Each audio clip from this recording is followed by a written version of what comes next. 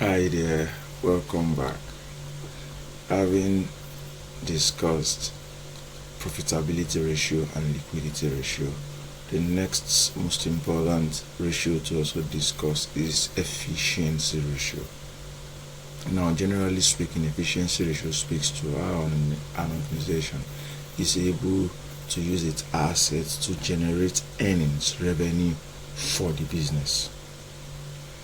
Now, one of the ratio we use to measure that is the asset turnover.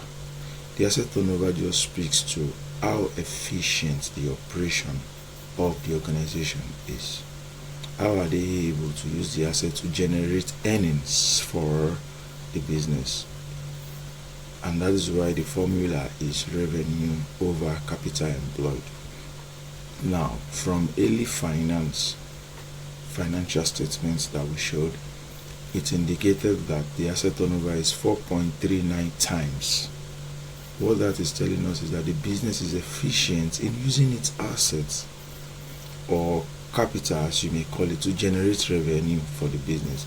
It means that they are able to generate the revenue over and over again 4.39 times, right, of the capital employed. So it means that the business is efficient in that regard. Now, the next ratio you may also want to use is the receivable period. This speaks to how long it takes a business to recover money or to receive money from its customer to whom it had to sold goods to on credit. Now, the formula for calculating this is the average receivables divided by the credit purchase, or in a case where there are credit sales, in a case where there is no credit sale, you use the revenue figure, then times 365 days. The assumption is that there are 365 days in a year. Now, from the information provided from early finance, it shows that it will take 33 days to recover funds from all credit sales to customers. Now, we may say that this indicates that the business is able to receive money from its customer within 33 days, of course, and how good or otherwise this is very important to mention. This is dependent, number one, on the industry average or the industry benchmark. Other firms operating in that industry, how many days does it take them? What is their credit policy stating in terms of the number of days it takes them to collect money back from their customer? Is also very important to speak into whether this is efficient or not, right? Also, you also need to check the payable period. Payable period is the number of days it takes you to pay your supplier for goods they've supplied to you on credit. And of course, the formula to calculate that, similar to receivable period, is average payable over credit purchases, because in this case you have purchased goods on credit, right? Or cost of sales times 365 days.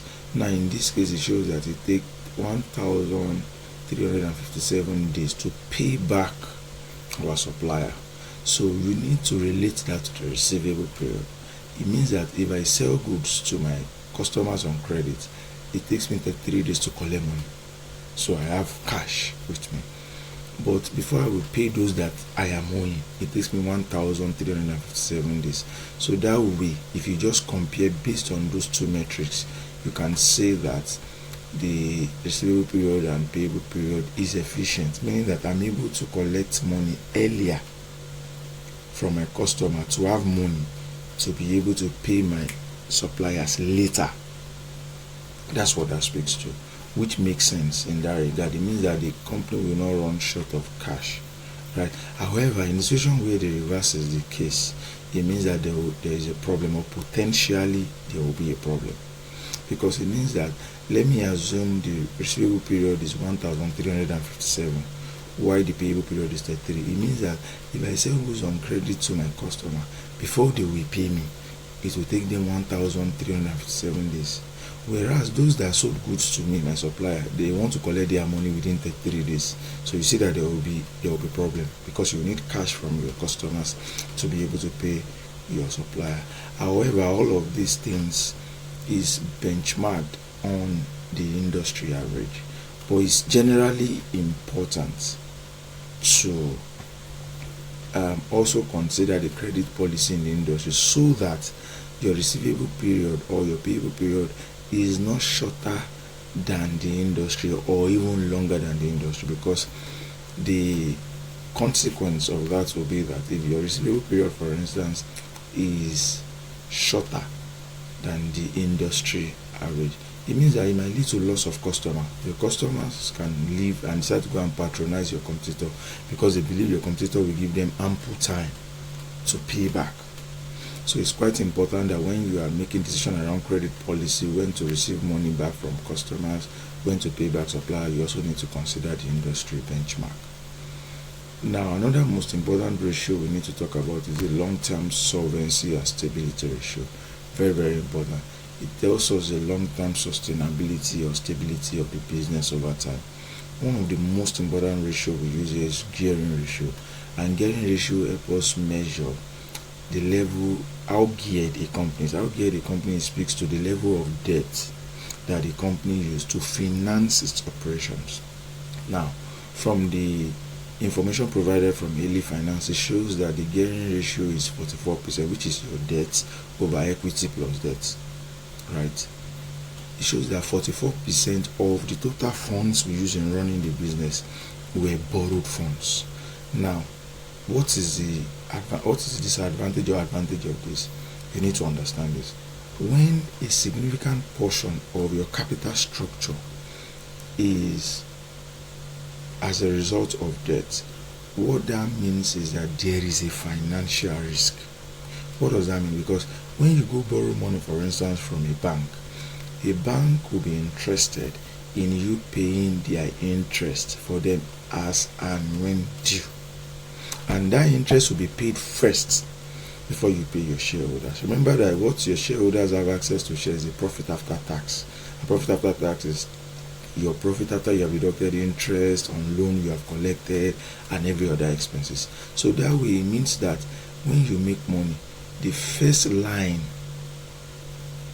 of people you have to pay is the people you are owing, example bank. So that way, if you make 20,000 naira, for instance, and your interest on the debt you've collected is 15,000 naira, that means ordinary shareholders have just 5,000 naira as a return to them.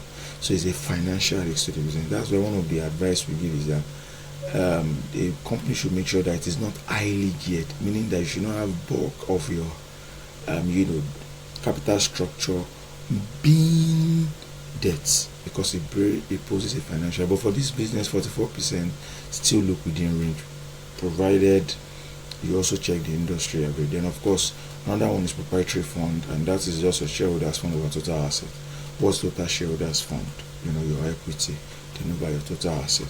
So the reports given to us shows that it is 56%. So this indicates that the proportion of the balance financed by the proprietors, that's the equity holders, so they finance it with 56%, which the former one shows 44%. It means that we borrowed 44%, we provided 56% with the owner. That's what it means. And the last but not the least is debt to equity ratio. So that also speaks to what is the ratio of debt to equity, right? So unlike the first one where we have debt over equity plus, this one is just debt to equity.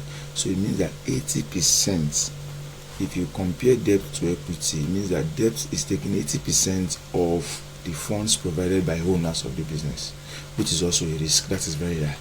That also poses a financial risk. And when the financial risk is higher, what happens? Shareholders will also demand higher return for the risk they are taking for investing in that business, right? And when they demand higher return, that results into higher cost of capital. And when that results into higher cost of capital, what happens? You have to pay more in terms of return. And if you don't generate more revenue to be able to cushion that, then the business on the long run might run into solvency, or might run into other potentially challenging issue that may threaten its existence, right? So you have learned efficiency ratio and long-term solvency ratio. Thank you very much.